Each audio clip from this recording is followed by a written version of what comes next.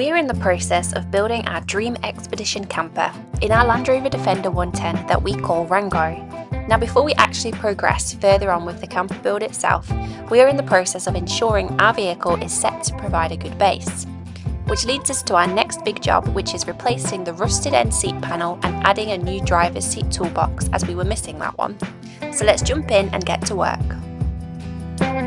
So this is what it currently looks like. You can see daylight through here and plenty of daylight through there. So what we're going to do is we're going to take this old panel off, pop the new one on and install the toolbox at the same time. So we started by removing the old rusted end seat panel.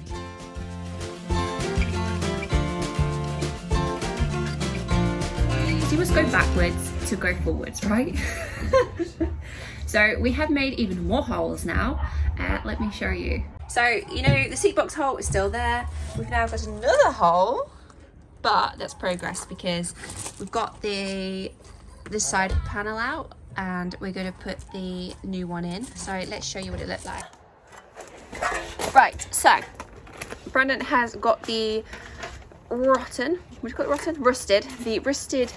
side panel out now, which looks like this. So as you can see, it was gone at the bottom, there was nothing to the sides. Yeah, just looking a lot worse for wear. So I thought I'd do a side-by-side comparison so you could see what it looked like. So we've got the old compared to the new. As you can see, it's got a lot more integrity and structure compared to this old boy. So we'll get rid of that and get this one installed.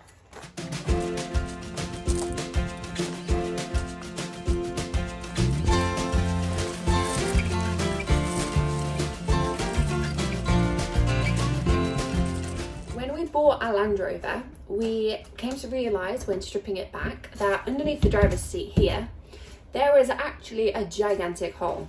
Let me show you. We have ordered a new box for underneath the driver's seat, and we've actually took this as an opportunity to gain a little bit of extra storage. So we have bought the extra deep, I think it's called a toolbox, for underneath here, which we're going to go and get installed. So let's get to it. So here is the hole. You can see all the way through to the outside. There is just no box under here.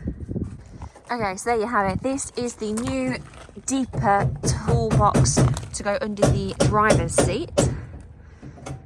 So shiny. So we're just using a little bit of CT1 on this to make sure it's completely sealed. Box, so it comes as this panel and then this one's separate. So we've popped 2 rivets in at the minute just to show you. We've not finished it off, and then Brandon has popped a bit of CT1 around it because it forms a really good bond, which is waterproof as well. So yeah, we're just going to get the rest of the rivets in and get it installed into the Landy.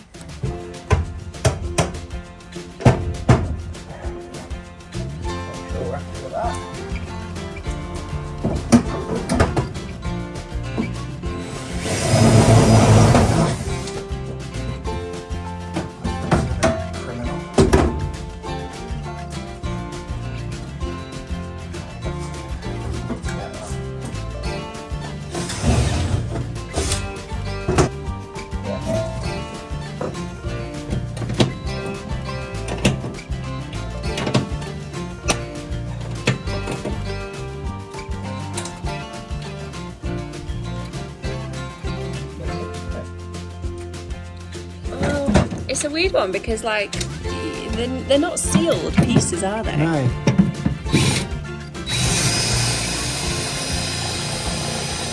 So we have now installed the seat side panel and the toolbox replacement under the driver's seat, and it's a little bit messy with CT1, but it doesn't matter. It's all going to be kind of insulated and undercover anyway, but I'll give you a little bit of a show. Okay, so side panel is installed, nice and secure, looks loads better, and then the box in here as well is all secure.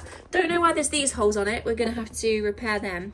Not sure what they're for. We've got no use for them, but loads better. No more holes. You can't see all the way through now, and yeah, just generally looking a lot better. So this morning we are doing some water leak testing. So Brandon is outside with the hosepipe, I am inside, and we are spraying it in to see basically where it is leaking through in the panels. So get it to a point where it's no longer leaking, we've sealed all the leaks in the landing, and then we can start to move forward with the camper program.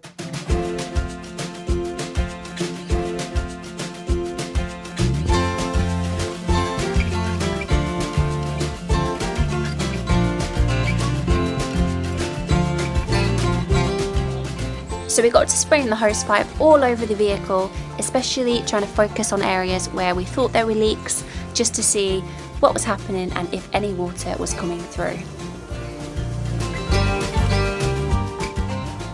Now, if you don't know, Land Rovers are quite known for notoriously leaking, and we wanted to minimise the leaks where possible before we get started on building out our camper.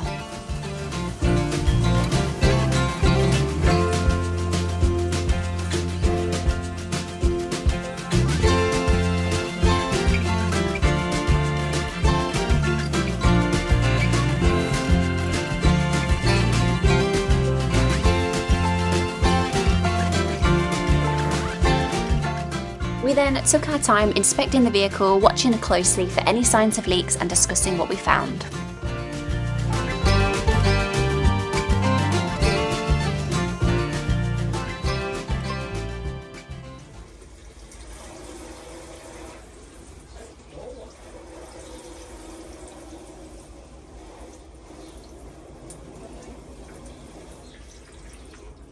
Nothing.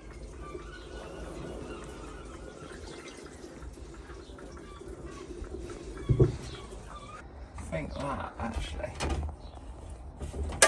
Oh, it's puddled there. Yeah. That looks like it's coming in through The vents. vent. I do love vent. I've not even got to enjoy it yet. That's got to be just coming in through vent.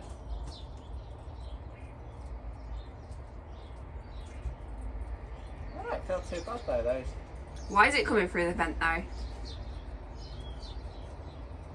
Oh, it's just the seals are worn.